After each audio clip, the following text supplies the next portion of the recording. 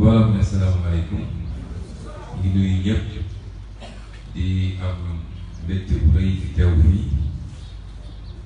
di ñaan yàlla jotaay bi doon jotaay bu am utilité pour ñi fi teew mais aussi et surtout pour les milliers ou les millions de Sénégalais yi koy seetaan wala ñu koy déglu di féliciter le mouvement Y en a marre pour l'initiative. Je crois que c'est ça qu'on attend d'un mouvement citoyen. L'élection présidentielle est un moment extrêmement important dans la vie d'une nation. Et il est temps de changer la manière de vivre ce moment important. Parce qu'à l'issue de cette élection, on tànn ki nga xam ne moo war a conduire les destinées de notre nation pour les 5 prochaines années. 5 ans, c'est pas un jour, c'est pas une semaine, c'est pas un mois. Et diriger un pays également avec enjeux yi ci nekk yëpp du lu oyof pour diriger kër, pour diriger quartier, pour diriger village.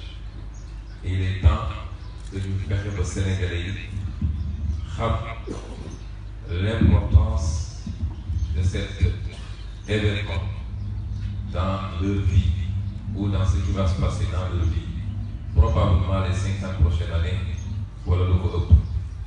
Loolu nag li koy permettre à mon humble avis mooy ñu wàññi tuuti bumbaay bi te insister beaucoup sur les débats programmatiques. te loolu ñaar moo koy may il y a les débats entre le candidat ou les candidats avec le peuple, les citoyens. te waroon nañu mën a am cadre débat candidats yi entre eux parce que kenn ku nekk da nga tëju xalaat bind ne am naa gis-gis ci agriculture, ci santé, ci élevage, ci infrastructure, ci ressources naturelles, ainsi de suite.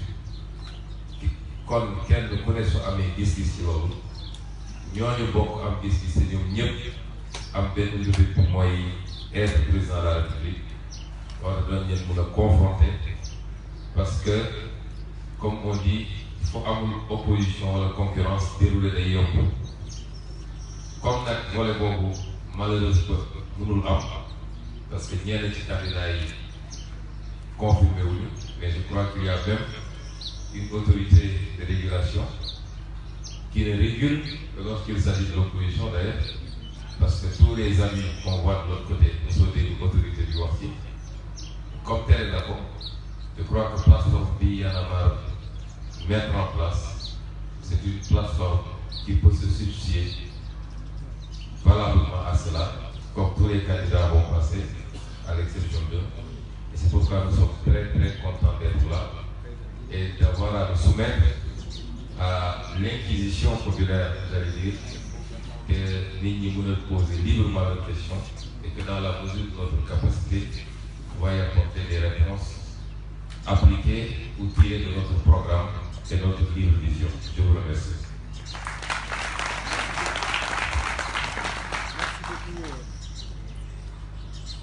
Merci beaucoup. Merci beaucoup les deux. Merci beaucoup.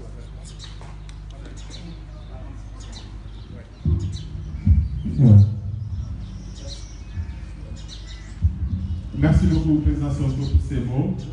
Donc sans plus tarder dañuy dem ci direct ci question ci face à face bi avec les électeurs. Donc nit ki buy poser question dafay ñëw taxaw fii président Sonko dafay taxaw fii jàkkaarloog moom mu nekk face à face symbolique la rek moo ne candidat bi mi ngi jàkkaarloog électeur. Donc sans plus tarder dañuy woo Cheikh Ndiaye. Cheikh Ndiaye dafa bindu pour wax ci wàllu mbay mi 45 secondes la am pour poser question. Cheikh Ndiaye xam nga nag ñu bëri ci nekk depuis 9 heures ci aléa programme candidat yi xam naa dafa bindu après mënul xaar mu dem donc ñu dem ci Diouf Mamadou Diouf moom ci environnement la bëgg a laaj. Mamadou Diouf est-ce qu'il est là? du moom. Donc am na keneen ku bind mu ngi tudd Papa Gueye si Papa Gueye Sy mu ngi bëgg a wax problème mu handicapé yi. nga càmm mun na waajal. salaamaaleykum ñu ngi nuyu ñëpp ci seen tur ak seen sant te di wax ne ñu ngi jógee ba Kaffrine 7 heures du matin fi la ñu fekk kon yàgg nañ ñu ngi ànd ak nag suñu président Ngalla Gueye di suñu xarit ma ànd ak suma wax association mouvement bu ma jiite mu nekk jàppal ma jàpp ànd jàppoo bu Kaffrine bi nii toog boo gisee nag ma bëgg a wax ci handicapé yi dañ naan dañoo bëgg a xeex yelwaan bi ci réew mi te man association bi ma jiite ma am ay handicap yoo xam ne nii am na koo xam ne daaw la am bi moom ren seconde lay def ñoo ngi ànd muy nga la toog mun naa dox ñëw nii nga gis ko mun defete ba am moyen yu jàngee comme que dañuy xeex li nga xam ne moom moo di yalwaan bi te handicap bi jóg ba ne yalwaan day natt rek jàng ba dem troisième ba am ko moom ba nekk niveau seconde te kenn mënu koo jàppale ci Kaffrine ak autorité yi fa nekk ci région bi loolu moom moo lay laaj ne yow bu la yàlla dimbale ba nga dem nguur gi ban kër ngay def handicapé yi am diplôme te ñu am place bu ñu liggéey ci réew mi ndax xeeb bi ñu leen a xeeb jërëjëf. Boy. dañ solo ni sinon ñëpp duñu mën a laaj nuyul nañ ñëpp gërëmal nañ ñëpp donc nañ ñëw directement ci question bi. Hélène Gomis ci napp ji la bëgg a wax Hélène Gomis.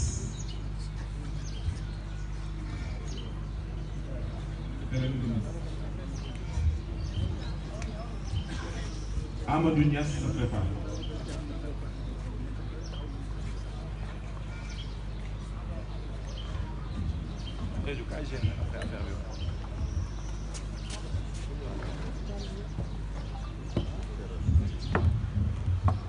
comme que nuyoo nañu ba pare dara du ma yegg ci nuyoo bi mais sama question si pêche bi la woon parce que man mareyeur laa damay liggéey di fer mais maanaam jën amatul Sénégal ndax licence de pêche yi ñuy joxe ak bateau de pêche yi nekk ci géej gi bari na ba nga xamante ne mënatuñu am jën te man ci tefes bi laay nekk fii tefes di fer damay toog di seen bateau bi guddi ak bëccëg ñu ngi napp ba pare usine de pêche yi ñuy ubbil chinois yi dañoo bari ba nga xam ne suñu Sénégalais yi tëj nañu ba pare chinois yi léegi amatul chaîne dañuy ñëw directement jusqu'à la plage di jënd jën bi maanaam léegi ki doon intermédiaire entre piroguier bi ak mareyeur bi liggéeyatul mais mareyeur bi si boppam moom tamit amatul doole bu mu liggéeyatee ndax chinois yi ñoom seen bopp ñoo yegg si ba si plage bi jënd jën question boobu laa bëggoon a posé ndax boo bu la yàlla joxee réew mi lan nga ci mën a def. Merci. Abdoulaye Diallo transhumance politique. am na ku ma waxoon sant Niass la waaw wax Amadou Niass la d'abord Amadou Niass environnement avant Abdoulaye Diallo ensuite Amal Diagne. kii kan la. Monsieur le Président, sama question mooy que ni sur la transhumance gis nañu benn aspect bi nga xamante ne donc Sénégalais yu bëri taxawoon nañ fi ne du ma transhumé te benn partie la bi nga xamante ne corruption bi fa lay jaaree donc ñun ñu lay ñaan yow boo nekkee président incha allah rek yow ban gis-gis nga si am ban saafara nga ni mën a indi sur loolu noonu monsieur le président. Merci.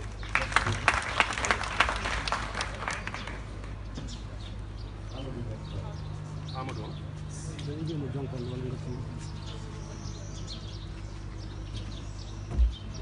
oui salaamaaleykum mbooloo mi maa ngi leen di nuyu turam ak sant di féliciter Y'en a marre ci initiative bi parce que c'est super intéressant li dina renforcer démocratie sénégalaise di féliciter encore tamit Sonko parce que tamit ku dégg ay kàddoom ak tey ak li mu wane na ne moom muy wax yooyu na ko baax donc loolu di féliciter bu baax di préciser ci par rapport ak Amadou Niass man ak moom ñoo bokk université bi FICAD mais moom dafa am cours ak CV moo tax mu dem léegi ñu man moom ñoo bokkoon question mais man ci Francis universitaire laa dellu France laa door tey booy xool dégg naa loi bi voté nañ ko à l'Assemblée mais reste bi moo des pas tey booy xool Fallou Sène li ko rey policiers yi dugg nañ ci biir booy xool Bassirou Faye li ko rey policiers yi dugg nañ ci biir man taw laa dëkk xeetu yaramaal maa ngi dañuy niroo te pourtant ba ma duggee yaramaal sax bokk yéen a gis tey sama bopp ba ngeen gis biir c'était en 2016 ñu defoon benn tour bu Pastef léegi après gars yi wax ne résultat yi di génn quoi waaw léegi ma lay laaj Ousmane Sonko yow Francis universitaire en tant que président Ousmane Sonko en tant que président Francis universitaire man kañ Donc, nous avons dernière intervention ci série de questions comme ça le président Sonko mu tontu Amal Diagne ci politique de femme.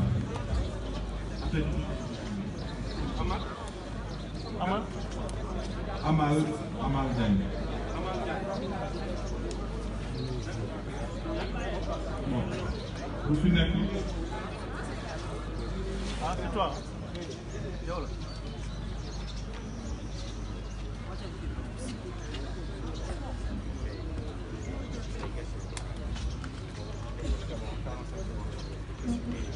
Bonjour, monsieur le président Sonko. Je m'appelle Amal Diagne, je suis élève. Ma question est que je voulais savoir comment tu vas faire avec les femmes quand tu seras élu. Merci. Merci beaucoup Amal. Donc 5 questions yi bëri na dañuy permettre président Sonko mu répondre.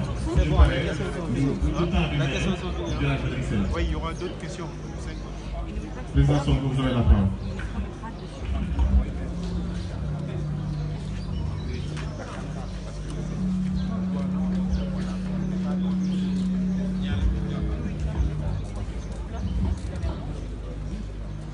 Merci beaucoup. J'ai enregistré les 5 premières questions. Je vais y répondre. Malheureusement, pour le premier qui a posé une question, je n'ai pas pu noter son nom, mais c'est le monsieur qui nous a interpellé sur le cas des personnes vivant avec un handicap. Je vais wax ni liñ naan handicap wala waay laago yi le premier constat c'est que ñun ñëpp ay waay laago la parce que nit bu mat en 100% amul degré yi mooy wute mais kenn ku ne ci ñun am na foo manqué lay su dul sax nga juddoo moom waaye ñun ñëpp dañoo juddoo moom sax mais avec le temps kenn ku ne ci ñun say bët dina wàññeeku muy gis-gis bi sa kàttan dina wàññeeku yeneen ak yeneen kon nous sommes tous des personnes vivant avec un handicap su dul handicap physique ci handicap moral wala mental laa war a wax ñun ñëpp par exemple yow ñu des capacités intellectuelles ñu ñoo xam ne tey seen xel neex na bu lu ñu jàng mokkal ko léegi am ñoo xam ne tane nañu am ñu xam mel ni man nag nga xam ne dañoo tële kon société ci boppam wala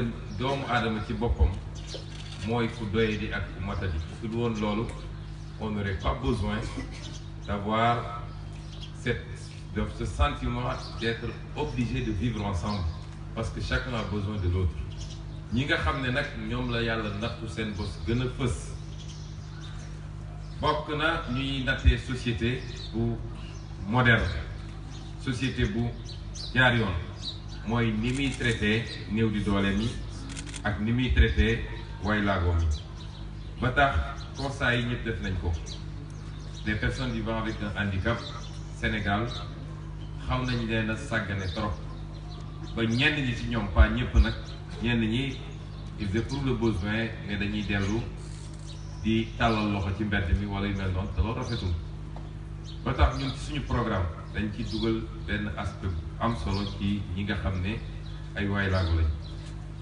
nee nañu benn war nañoo am les mêmes possibilités de se mouvoir dans la société comme ñëpp soo seetee suñuy bâtiment édifice public prévoir waay laago yi tey ku yàlla nattu nga toog ci chaise roulante pour nga traverser yoon dina jafe suñ la jàppalewu du sotti pour nga dugg ci yenn immeubles yi wala presque tous les immeubles du Sénégal dina jafe parce que prévoir ñu ay rampe ay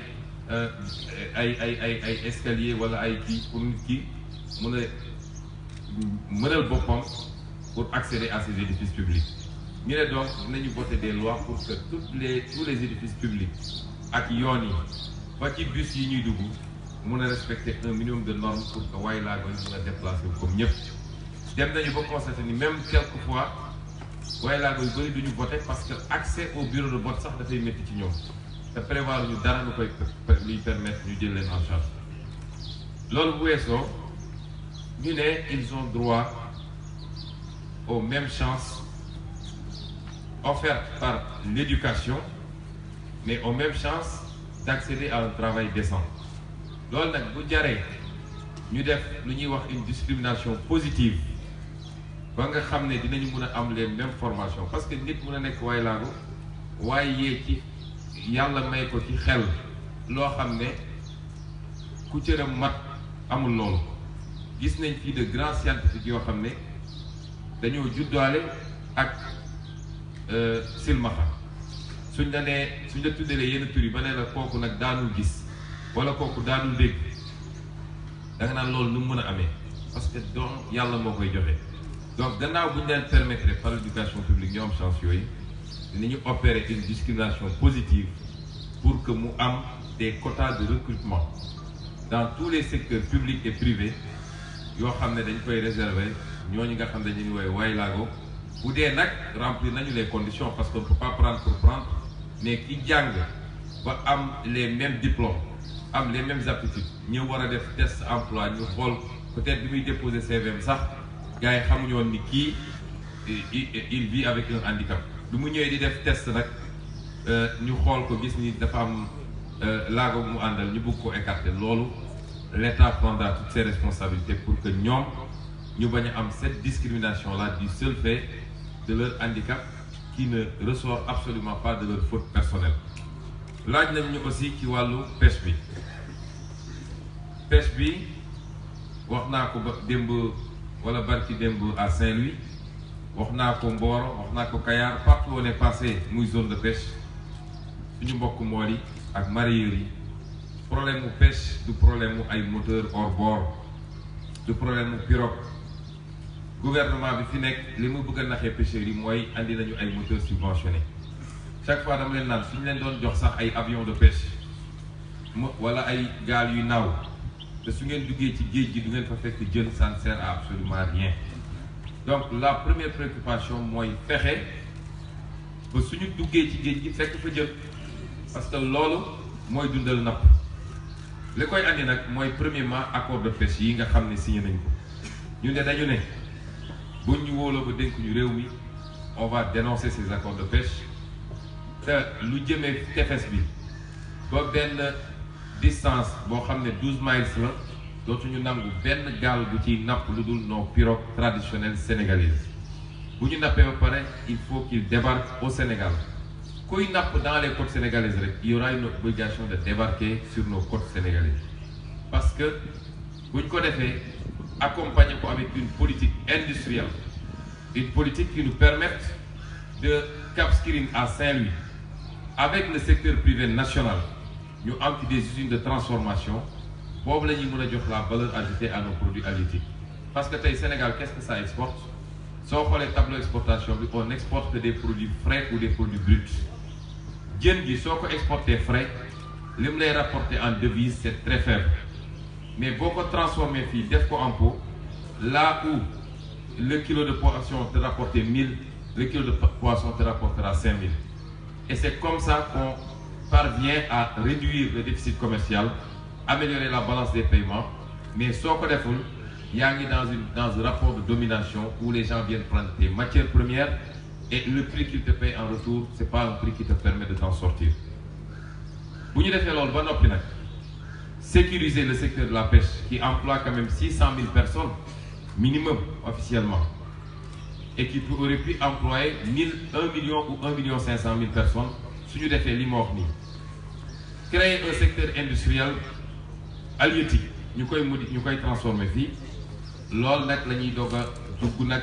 accompagner ko avec des mesures fermes pour que nos pêcheurs ñu mën a moderniser la pêche avec des moyens d'exploitation plus modernes gaal yi ñu moderniser ko parce que notre ambition c'est que ñoom ñu am ay bateaux quand même mënuñu continuer ni ko maam ak maamaat doon def ba léegi avec tous les risques que nous vivons chaque fois ñu ne ay nit des nañ ci géej gi parce que gars yi dafa amul doole loolu mooy gis-gis bi bu ñu ko defee nag même le mariage dont vous parlez madame parce que ñaar dafa am dañu war a am loo xam ne suñu consommation nationale la ba pare sénégalais yi ils ont droit à accéder à leurs ressources halieutiques de qualité tey bëri nañu fi toog boo leen ne kañ nga gëj a lekk coof mënuñu la ko wax yabooy bi rek ak yu mel noonu parce que jën ju baax yépp mi ngi génn ci bitti ñun ñu toog di xoole naan kañ la ñuy am ci jën en ce moment secteur mariage dina mën a dund secteur transport dina mën a dund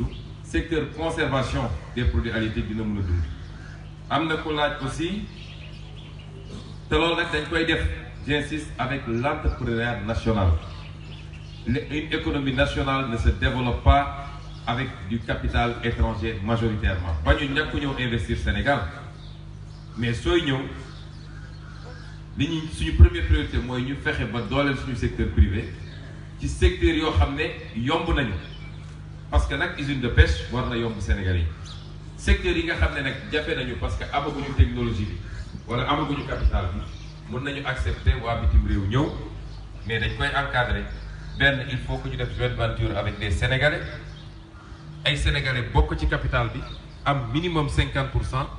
ñaareel bi il faut que ñu def le transfert de technologie parce que ñëw nga jël ne mënoo defar autoroute à péage jox ko ay chinois wala ay français ñu ñëw liggéeyu ñoo benn Sénégalais transféré wuñu technologie et le pire encore c'est que de plus en plus ils n'emploient même pas des Sénégalais les Chinois débarquent avec des conteneurs de Chinois alors que nos jeunes sont là amuñu liggéey donc troisième condition bi mooy il faut impérativement qu'ils emploient des Sénégalais des jeunes Sénégalais et qu'ils payent des impôts parce qu'on les exonère en plus boo defee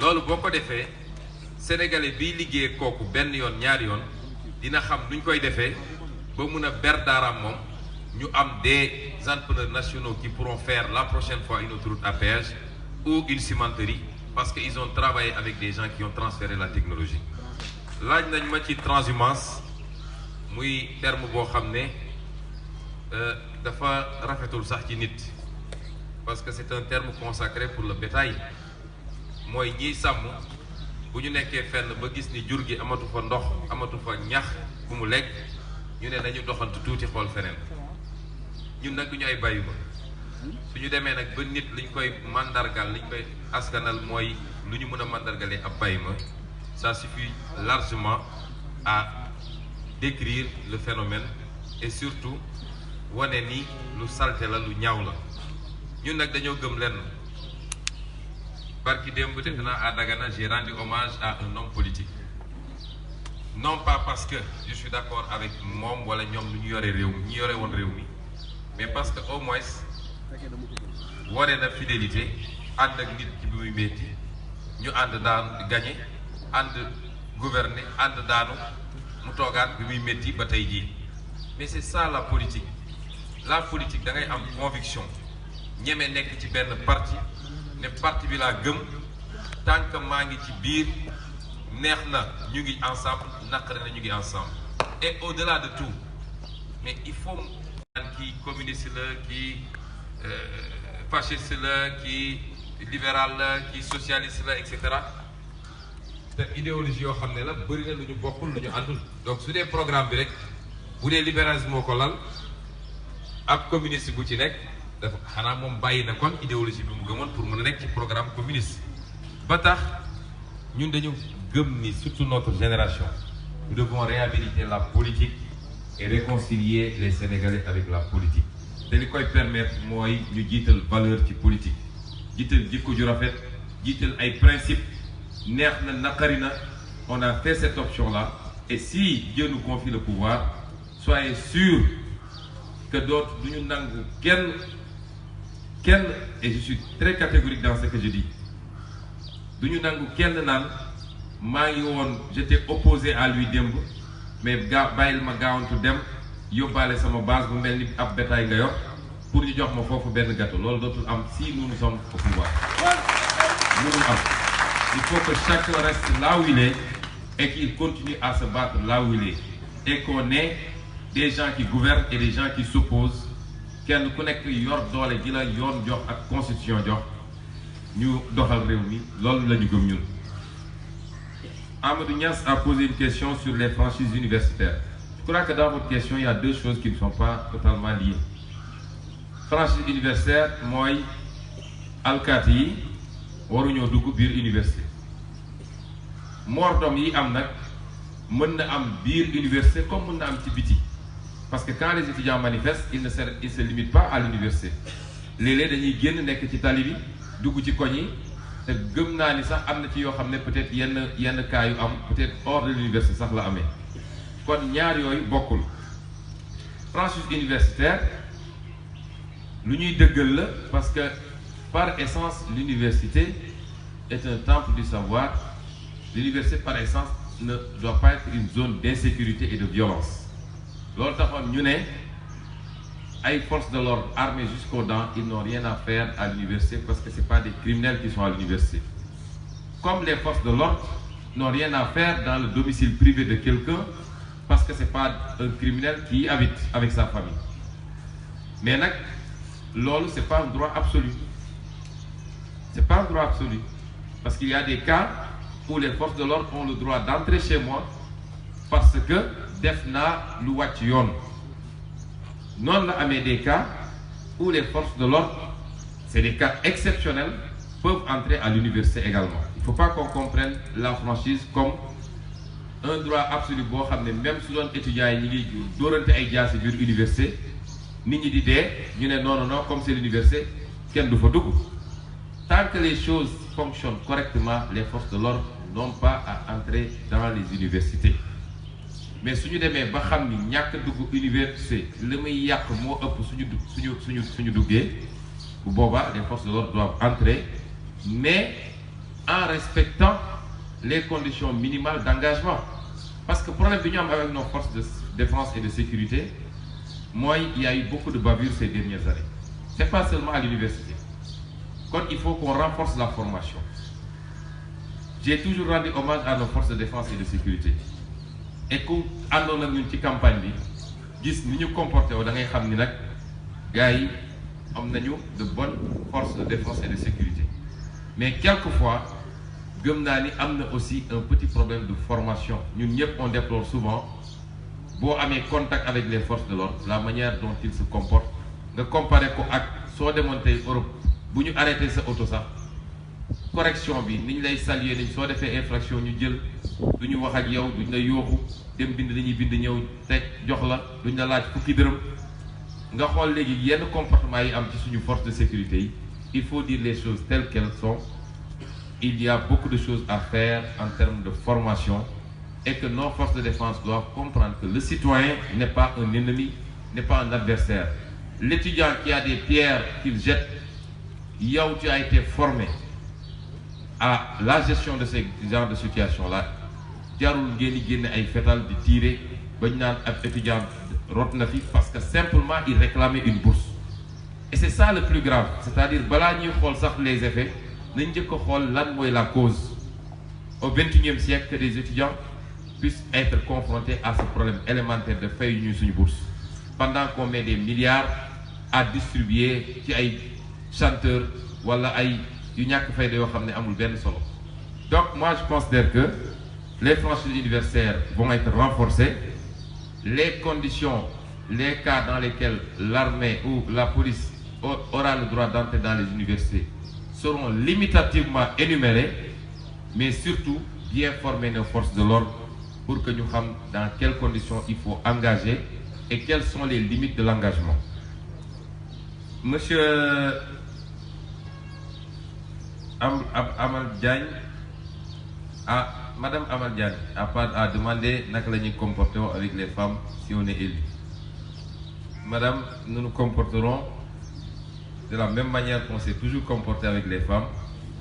Mooy yërëm leen, yiir leen, jàppale leen, protéger leen.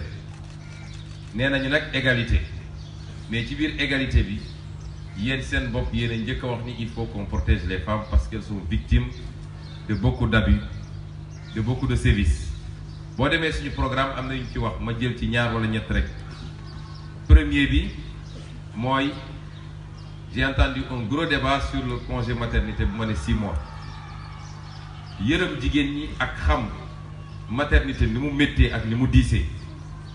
Est-ce que ñun xamuñu ko de mais ku dund ak soxna gis accompagner ko pendant 9 mois et ce qui suit après xam nga ni maternité du lu yomb loolu taxoon ñu ne nañu may les femmes un peu plus de temps pour ñoom ci seen bopp mais également pour l'enfant parce que xale bu tooy xepp dafa soxla la chaleur maternelle dafa soxla le lait maternel il faut que les femmes allaitent le plus longtemps possible parce que loolu dafa baax ci développement physique et intellectuel de l'enfant donc loolu suñ ko waxee investissement la ci société bi parce que impact économique yi ci qualité xale yi ñuy am loolu mënoo ko xayma quantitativement mais dafa am solo ci société bi mais quand on dit qu'on donne un congé maternité de 6 mois le congé est un droit c'est pas une obligation jarul débat bu gudd la femme qui voudra prendre un congé de 6 mois pourra la prendre la femme qui veut prendre un congé de 2 mois peut s'arrêter à 2 mois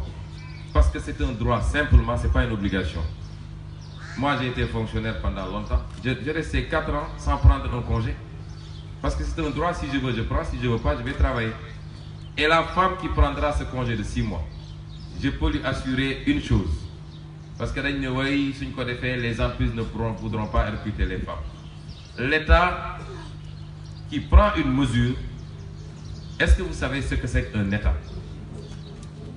qui prend une mesure si c'est un État sérieux se donne les moyens d'appliquer correctement cette mesure aucune femme ne sera discriminée parce qu'elle est femme ou parce qu'elle a pris un congé de 6 mois ça je peux le garantir à toutes les femmes aussi bien dans le public que dans le privé maintenant nee nañ leen aussi les femmes sont victimes de beaucoup d'abus gis nañ ni tey sooy seet yenn pandémie yenn feebar yi comme VIH ak yu demee noonu statistiques yi wane na ni femmes yi la gën a dal les cas d'abus sexuels ci femmes yi lay gën a dal yooyu yëpp dañu ne on va corser le dispositif légal ba nga xam ne kuy demati ba xalaat yi day def yooyu les violences góor gu jàkkaarloog jigéen yor say kurpeñ di dóor mel ni da ngaa yor baltengs te peut-être soo jàkkaarloog sa morom góor doo def loolu yooyu lañ ne on va être intransigeant et la loi va s'appliquer de la manière la plus rigoureuse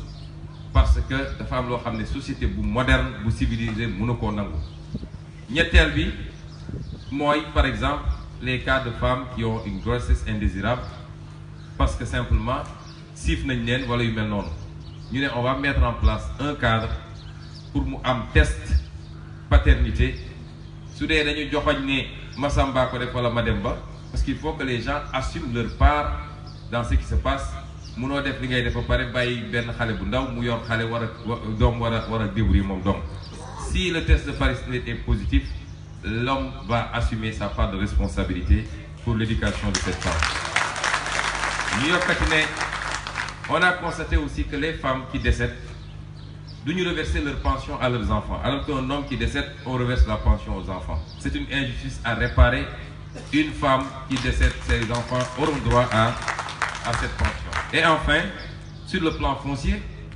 gis nañ ni les femmes surtout en milieu rural ñoom ñooy nekk ci tool yi di bay ak lépp mais amuñu accès au foncier dans le cadre de la réforme agraire et foncière bi ñu proposé ñun dañu ne les femmes auront les mêmes droits à accéder d'abord il faut que la terre surtout la terre agricole ñu permettre nit ñi fay bay am kayit su dul titre foncier di un bail emphytéotique nga xam ne mën nañ ko yóbbu ci banque lépp xaalis nga xam ne suñu génnee àdduna seen doom mën na ko doon dem devant notaire ñu def l'héritage mais dañu bëgg que les femmes parce que dafa am des pesanteurs culturelles dans certaines zones on dit que la femme n'a pas droit à accéder à la terre loolu lañ ne dañu bëgg mu jeex les femmes auront les mêmes droits d'accéder à la terre que les hommes c'est quelques mesures mais il y en a beaucoup d'autres et c'est vous dire que les femmes sont au cœur de nos préoccupations parce que c'est un maillon important de la société. Je vous remercie. Merci beaucoup. Merci beaucoup, Président Sonko. S'il vous plaît, est-ce qu'on peut arrêter cela? S'il vous plaît.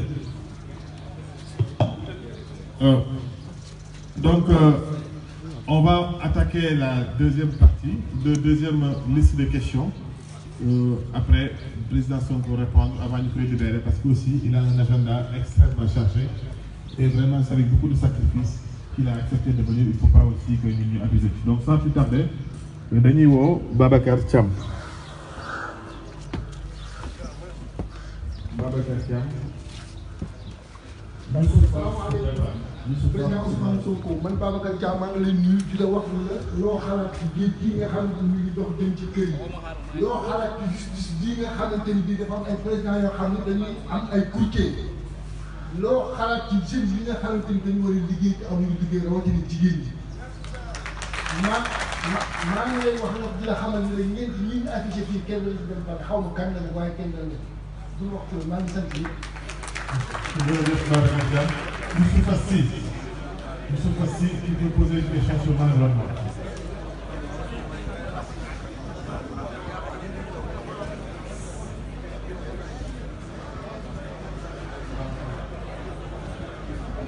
waaw salaamaaleykum mbokk yi maa ngi leen di nuyu ñëpp di nekk seen tur ak seen sant waaw sama question bi may posé mooy damay laaj Ousmane Sonko moom ban prérogative lay jël une fois au pouvoir ci domaine environnement parce que man maa ngi jóge ba Thiès boo gisee li ma gën a ñor ci Thiès mooy Thiès yàlla dafa def ñu am ay xay yu rafet macha allah yow dëkk nga fa xam nga nu mu mel Thiès mais actuellement dañoo xool ni ins bi ñu nekk nii tout le temps gars yi ñëw di dagg xay di ko dagg dañ koy dagg même simple raison que ni yow bon da nga bëgg a génne sa façade bu kër tax nga dem uti autorisation ñëw dagg daanaka xëy kenn ñëw génn bëgg a defar autorisation magasin maanaam magasin am kii boobu mu ñëw dagg ko léegi nag loolu lañ bëgg a xam matuwaay nga xam ne moom nga ciy def incha allah bu fekkee ne ñëw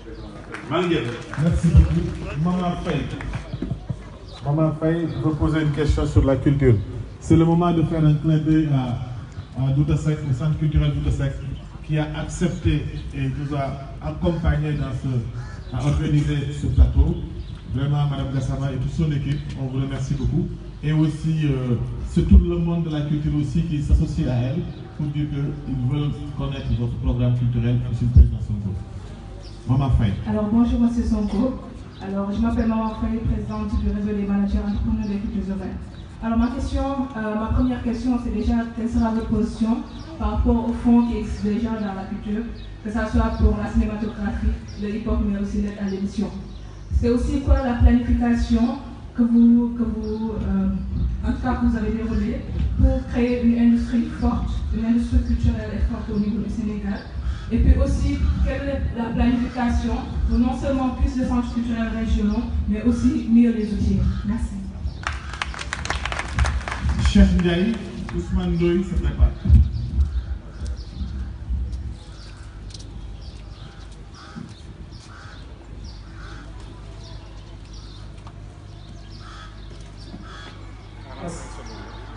Asalaamaaleykum président Sonko ñun Cheikh Ndiaye Bombay dëkk région de Diourbel département de Taïf dañ la am luñ lay laaj si wàllu mbay mi daa bari lu ngeen ciy tudd loo xamante ni ñor nañu muy si wàllu usines yi ngeen xam ne di ngeen ko def pour mu mën a transférer li ñuy bay waaye ñun nag daa am problème bu nu gën a ñor muy wàllum joxe jiw bi dañ ciy génne ay milliards di ko subventionné di wax ni baykat yi lañ koy jox te fi mu ne dañ koy def 280 bu ñu ko defee léegi di ko joxe bu ko defee loolu ay kilifa lañ koy jox ak yi ñu bokk si nguur gi bu ko defee ñun ay fukki kilo juróom fukki kilo ñetti kilo sa kilo mboq moom la ñuy am léegi nag noonu la ñuy laaj ba xam yow boo ñëwee nan nga koy saafara ndax man gis naa ñoo xamante ni daaw jéeg liñ leen jox 280 dañ ko subventionné bi ñu ñëwee dañ leen laaj 200 yi nga xamante ni opérateur mën na koo jënd 400 mu ne ko ton bu nekkoon jox ma 400000 man ma far mango dem ñibbi léegi nag loolu la ñuy laaj ba xam yow boo ñëwee loolu siy saafara. Merci beaucoup. On prend le dernier intervenant, Ousmane Ndoye. Simon,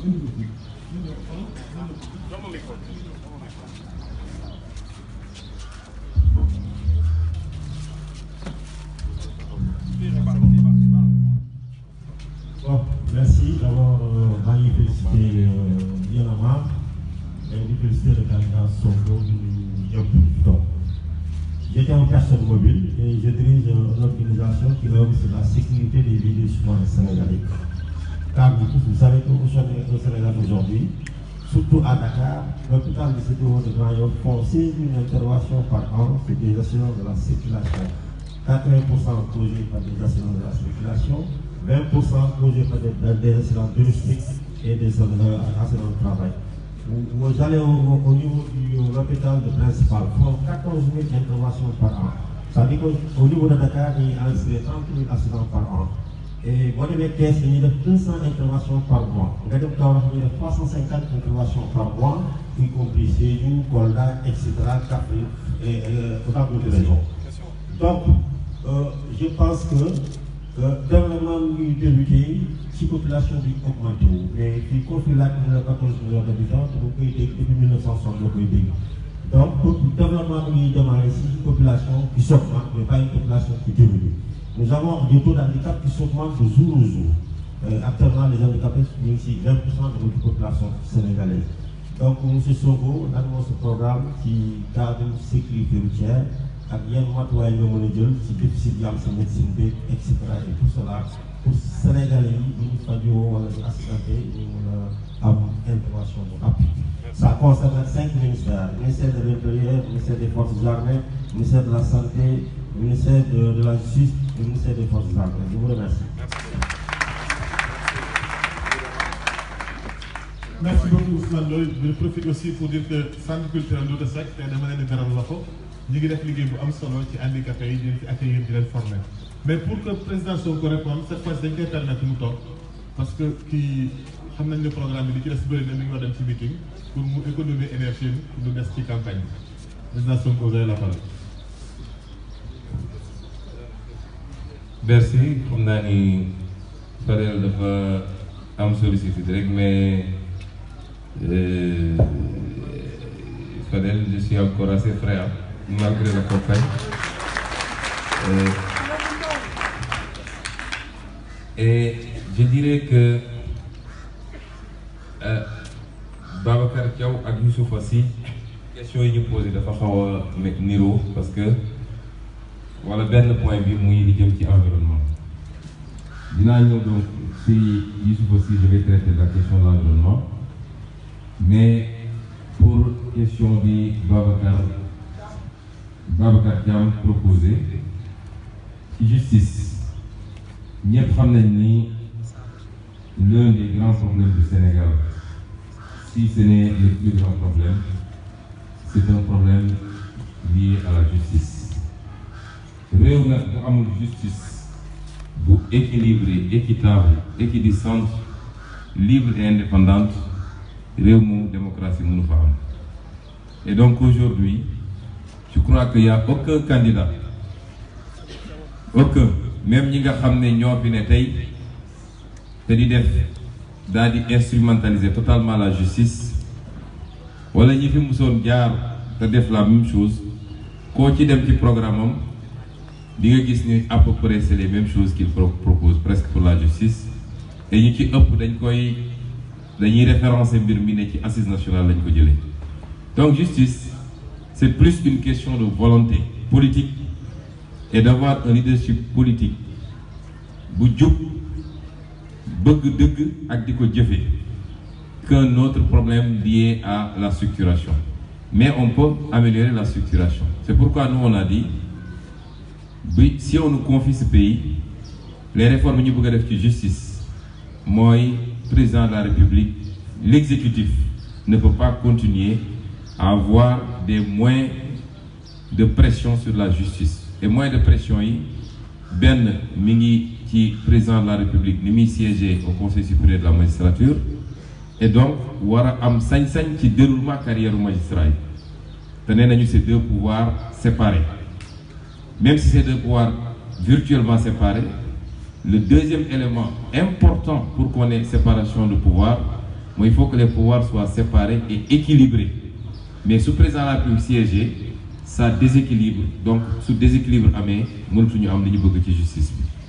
De même, son ministre de la Justice, Waratoun Mohamed, de siéger dans ce Conseil supérieur de la magistrature. Et le procureur de la République.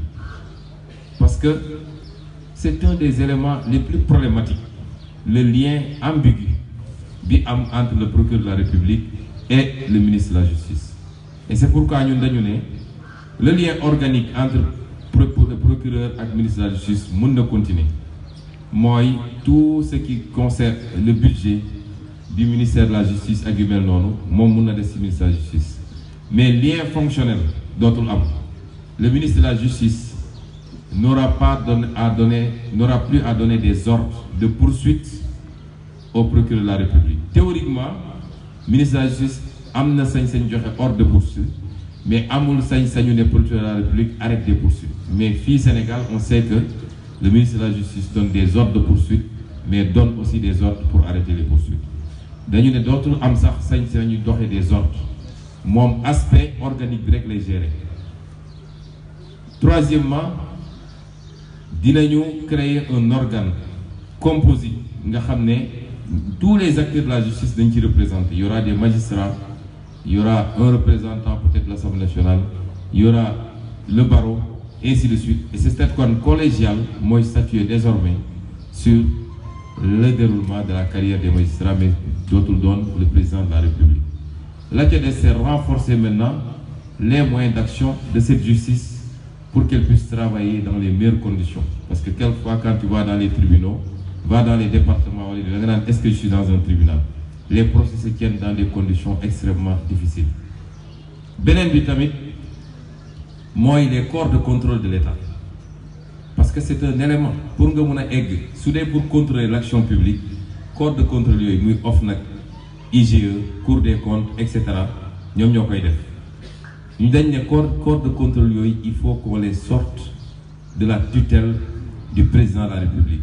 Lu mel ni IGE ci tutelle du président de la République la nekk président de la République mooy valider seen programme et il est le seul destinataire des rapports quelle que soit la gravité des cas de détournement de deniers publics. Le président de la République peut choisir de transmettre au procureur ou de ne pas transmettre.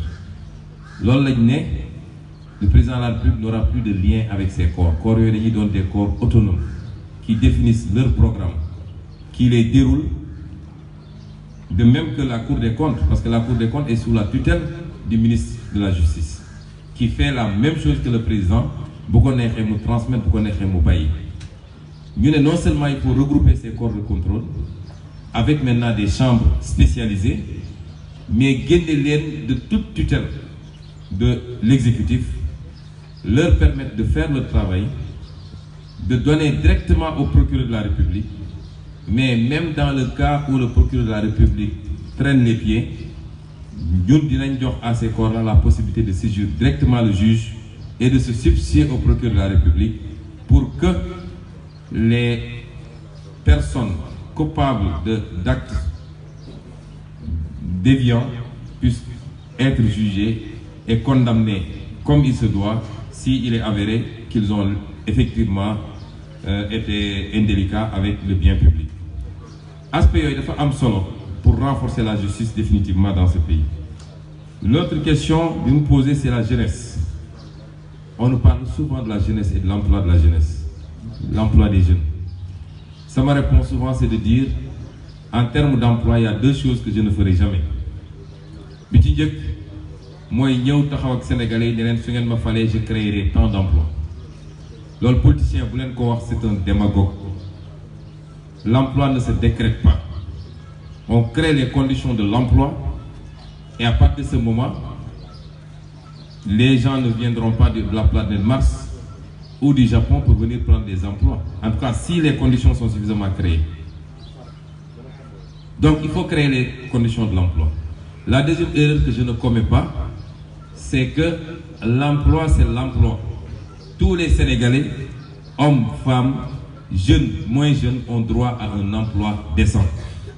Donc, mënoo ko sende ne spécifiquement l'emploi des jeunes, d'autant que les jeunes s'arrêtent à 35 ans.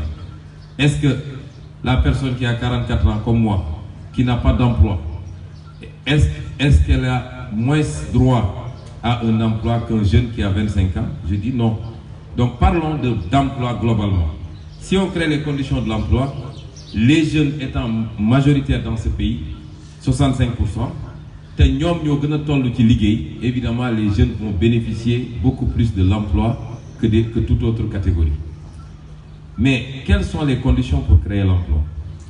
J'aimerais bien que tout candidat qui va vous dire qu'il va créer de l'emploi Un candidat, vous avez promis 500 000 emplois.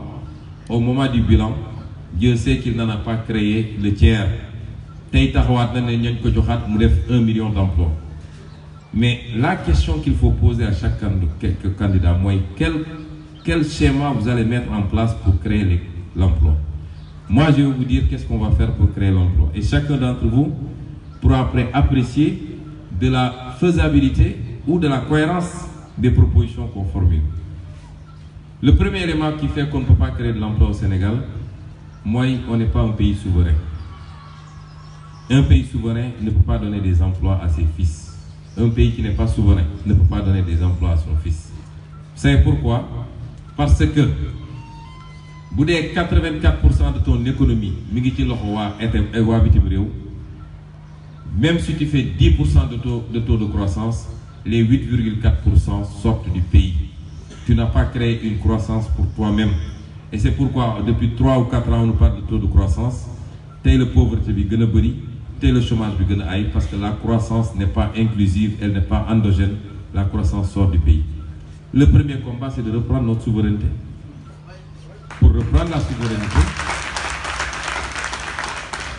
la souveraineté, il faut avoir le courage de dire que nos richesses naturelles, nga xam ne tey sàggan nañu bés en termes de droit 10% lañ ciy am, on va tout renégocier parce qu'il nous faut au moins 60% dans les plus brefs délais dans nos richesses naturelles. Imaginez, suñ la nee sur le pétrole et le gaz 80 milliards lañ ciy am quand on va commencer. Soo defee li ma wax man, vous allez à 800 milliards par année. 800 milliards boo ko boolee ce budget, voyez le bon que ça fait.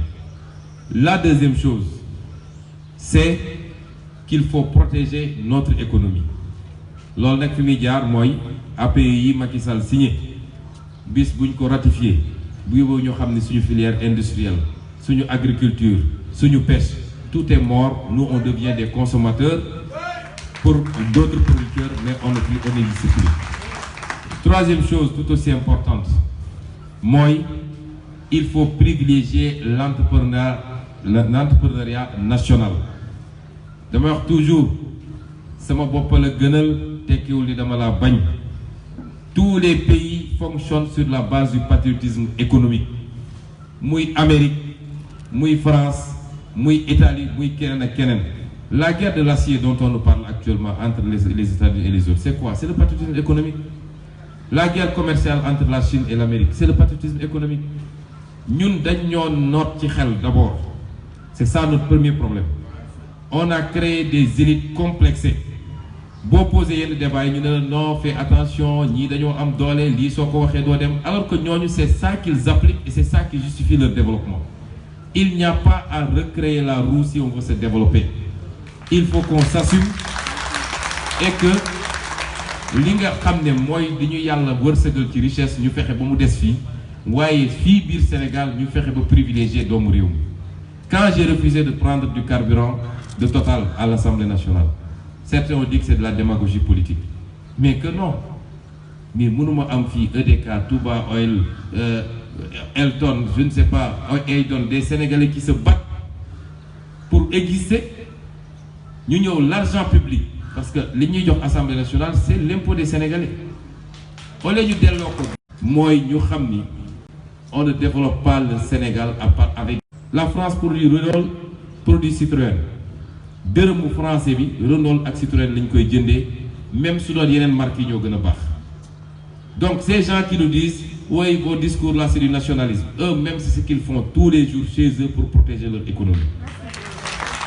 La troisième chose, et je vais revenir sur ce qu'on va faire maintenant pour jàppale économie bi. Boo jàppale économie mu dox, tu crées des emplois. Su économie bi doxul, tu ne crées pas d'emplois. C'est aussi simple que ça.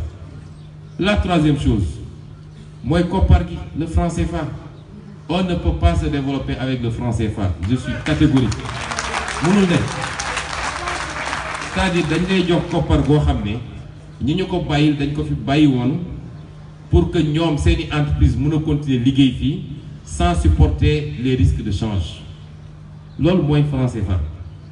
On nous dit ça nous permet d'avoir une stabilité, mais c'est nous qui finançons la stabilité. Bis boo déposé wul 50% de tes réserves au trésor français, ñu dévaluer la soo tes réserves yi nga fay déposer su yéesee 20% du taux de couverture ñu dévaluer la moo tax 1993 ñu dévaluer ñu parce que dañoo demoon ba réserve bi wàcc à 17%. C'est nous qui assurons notre stabilité, c'est pas la France. Donc tous ceux qui disent que le franc CFA petit, c'est des histoires. Et le pire, c'est qu'on nous dit que nous sommes des incompétents. On est indépendant, on peut gérer une politique de santé, d'éducation, d'agriculture, mais dans nous, on peut gérer ce copain. Sur 54 pays africains, il n'y en a que 14 qui ont ce système monétaire. Et c'est les 14 qui sont classés en bas de l'échelle du développement en Afrique. Est-ce que le Maroc a le franc CFA? Est-ce que la Tunisie a ça? Est-ce que l'Afrique du Sud là, Botswana, Éthiopie, ils ont leur monnaie? Le Kenya d'autres lep ça en devise étrangère. À partir de maintenant, si je lep en naira, parce que le taux de change fluctue sur la dette, si je lep en devise étrangère de sortie. Pour que il faut que sa monnaie bop. L'autre élément, c'est qu'il faut qu'on reprenne notre souveraineté monétaire, c'est un impératif. Ressources naturelles, souveraineté monétaire, protection minimale de l'économie dans le respect des accords qu'on a signés qui cadre OMC. Priorité accordée aux entrepreneurs nationaux. Beaucoup d'effets créent un cadre qui peut amener le Sénégal vers le développement et donc vers la création d'emplois. Et c'est pourquoi nous, nos propositions dans le programme, parce que c'est important. Premier élément, moi, le financement de l'économie. Il faut que nous rationalisions le financement. Nous avons tous les organes qui nous créent, nous tournent autour de ça, que ce soit le fonds GIP, le fonds 6, petit DRB, nous créons pour amadouer les jeunes à la veille d'une élection. Nous avons regroupé dans le cadre de la caisse de dépôt et consignation, mais avec des branches orienter le travail de cette caisse vers le financement effectif de l'économie. Deuxième chose, moi, je vais créer ce qu'on appelle des fonds patriotes pour soutenir deux catégories. La première catégorie, c'est les entrepreneurs sénégalais. On a dit 25 milliards par année sur les 5 ans de mandat, c'est 125 milliards uniquement pour soutenir l'entrepreneuriat national. Deuxième but, c'est le même montant pour soutenir les jeunes entrepreneurs, les startups. Parce que les Sénégalais sont très inventifs. Machallah. Si vous avez le domaine des nouvelles technologies, partout dans le monde et ici au Sénégal, vous avez des jeunes Sénégalais qui prennent des initiatives, qui réfléchissent et qui inventent des choses. Mais nous cet accompagnement qu'il faut pour nous mener. Nous, ce qu'on veut, c'est accompagner ces startups-là. Am ben équivalent Silicon Valley, FI Sénégal, sur ce domaine-là, mais tous les autres entrepreneurs, qui agriculture, qui aviculture, etc., nous avons un fonds solide de soutien pour que ces jeunes-là puissent entreprendre. Troisième but, moi, mobiliser notre secteur privé dans l'exécution des grands travaux, des grands marchés nationaux. Ça, c'était le financement de l'autoroute à péage. Nous avons 148 milliards. 148 milliards, le secteur privé n'a mis que 61 milliards et c'est le secteur privé étranger. Il aurait suffi, pour régler le problème Bobo, il aurait suffi simplement d'avoir 150 000 Sénégalais qui acceptent chacun de donner 1 million pour que nous financions totalement ce projet-là et qu'on le fasse avec le secteur privé national.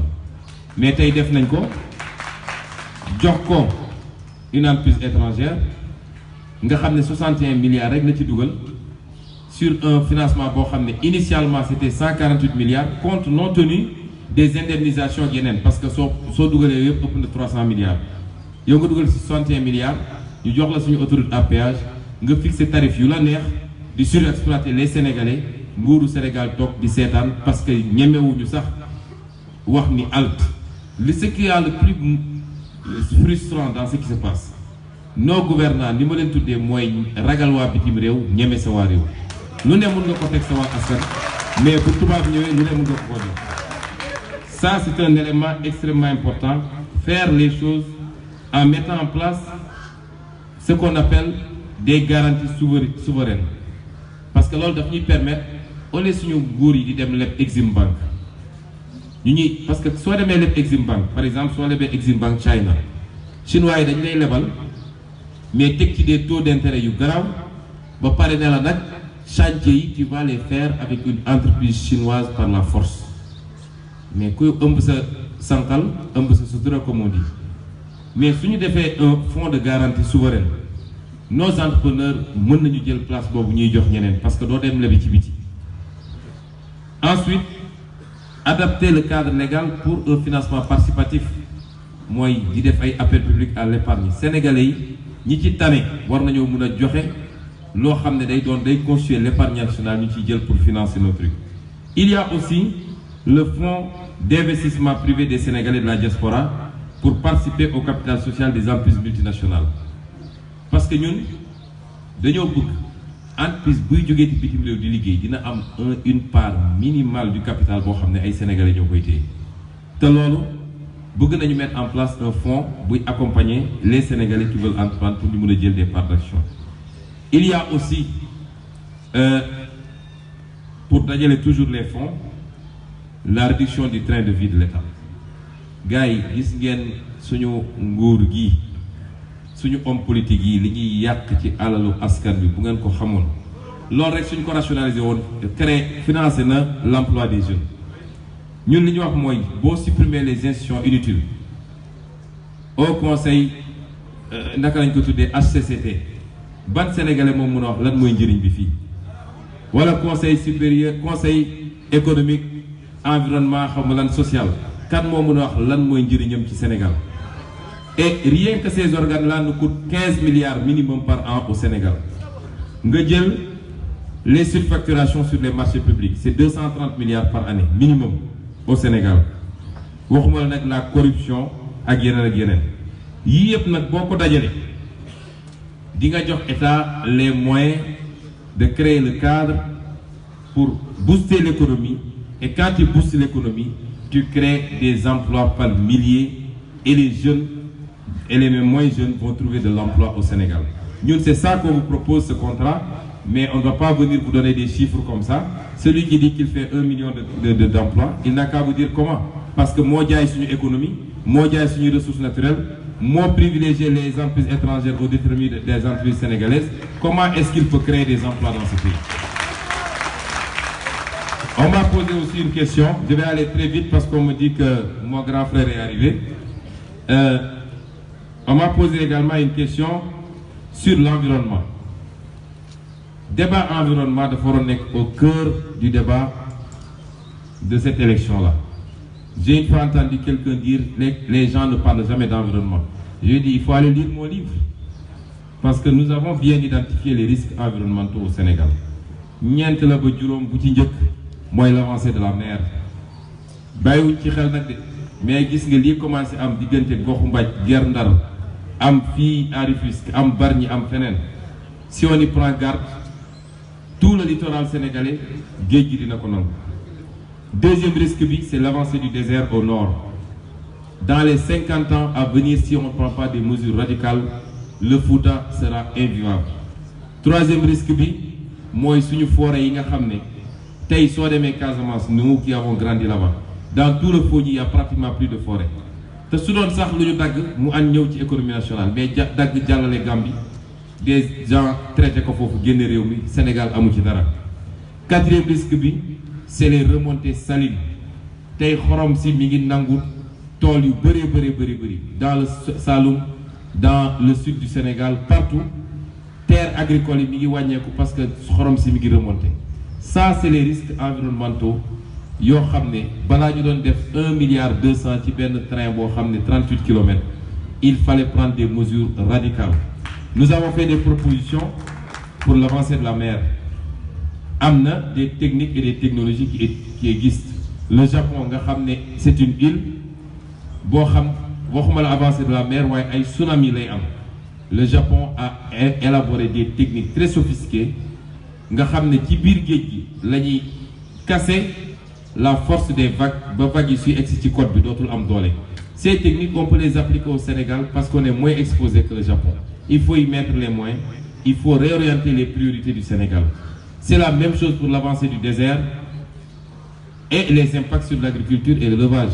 C'est pourquoi nous, si on est élu, am na ay projets yoo xam ne lu mel ni la revitalisation des vallées fossiles parce que Sénégal depuis Abdou Diouf ba léegi ñu ngi koy wax mais président bu ñëw daw res parce que simplement notre voisin la Mauritanie a dit que du nangu ñu prélever ci fleuve Sénégal pour alimenter les vallées fossiles alors que li ñu bokk ñun muy l'OMVS nee na chaque pays war na mën a prélever jusqu'à un certain quota. Mais pourquoi nos leaders continuent?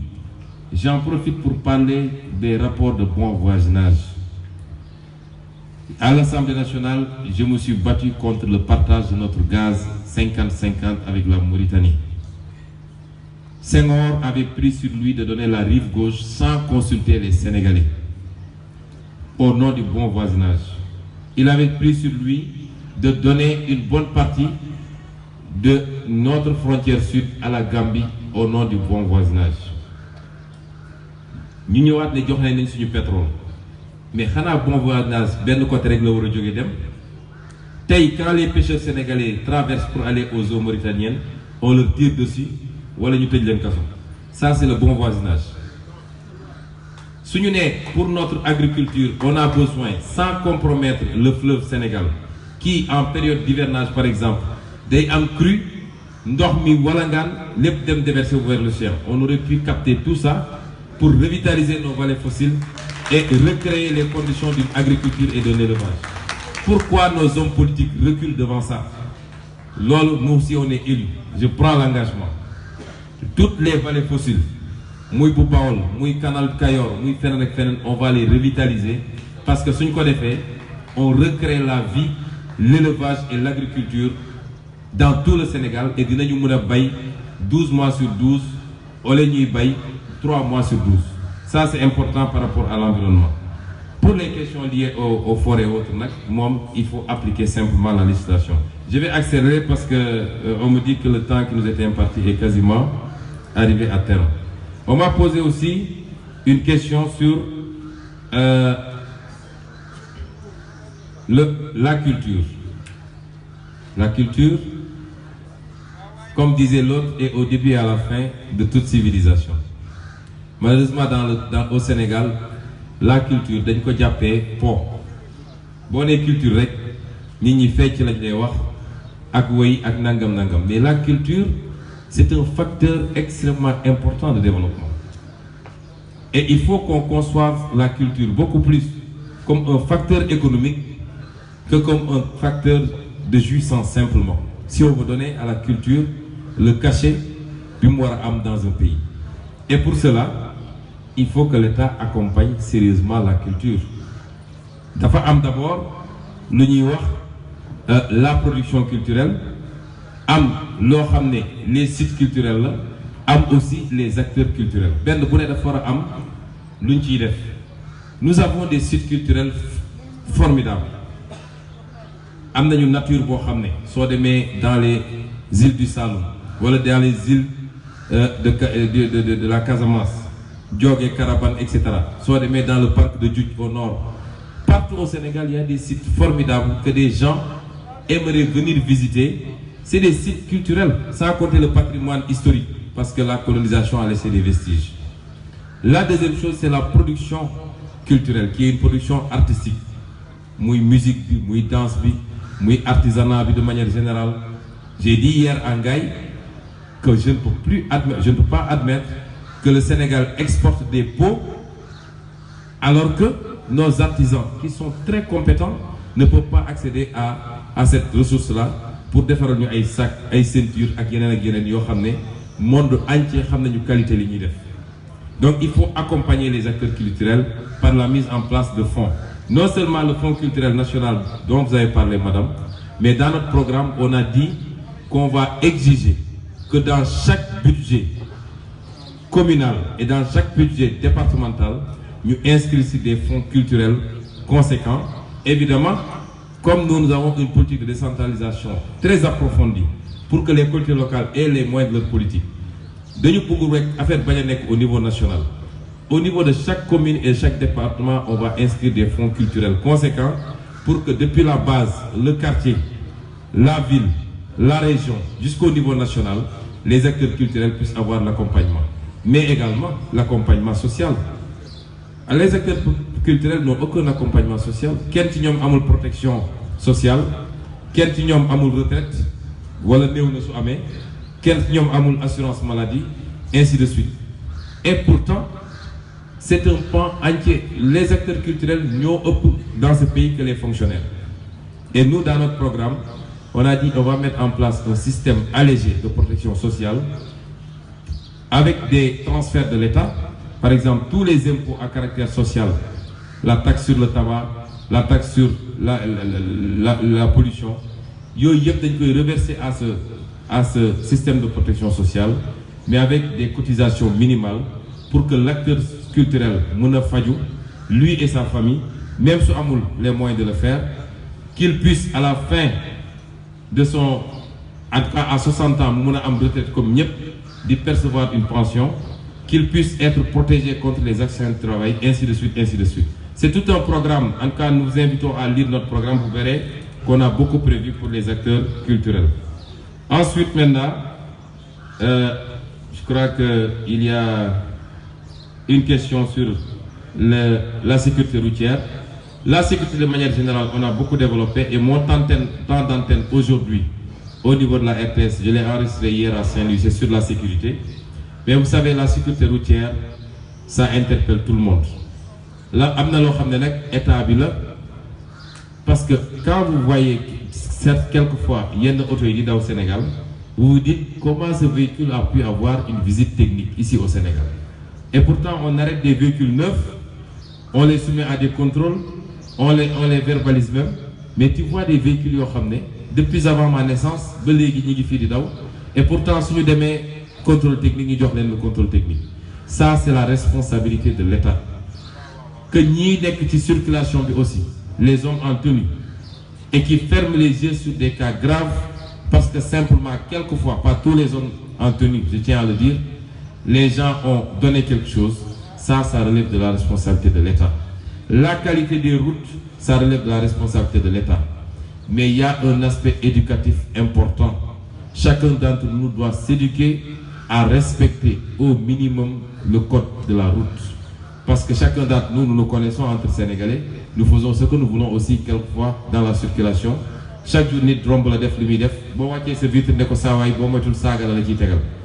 Tous ces aspects doivent concourir, mais am na ci loo xam ne quand il y a un État fort qui applique de manière stricte, parce qu'on a le même code de la route que le code de la route de la France ou de l'Allemagne, il n'y a pas de différence. C'est à l'application qu'il y a un problème. Si on le fait, je crois qu'on aura des résultats. Je suis désolé parce qu'on me dit que temps bi jeex na, j'aurais voulu développer un peu plus sur cette question. Et pour la dernière question, c'est sur l'agriculture.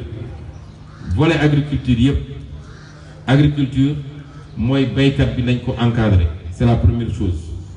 Jox ko intrant, jox ko à temps, jàngal ko les bonnes techniques de culture, accompagner ko durant tout ce temps-là.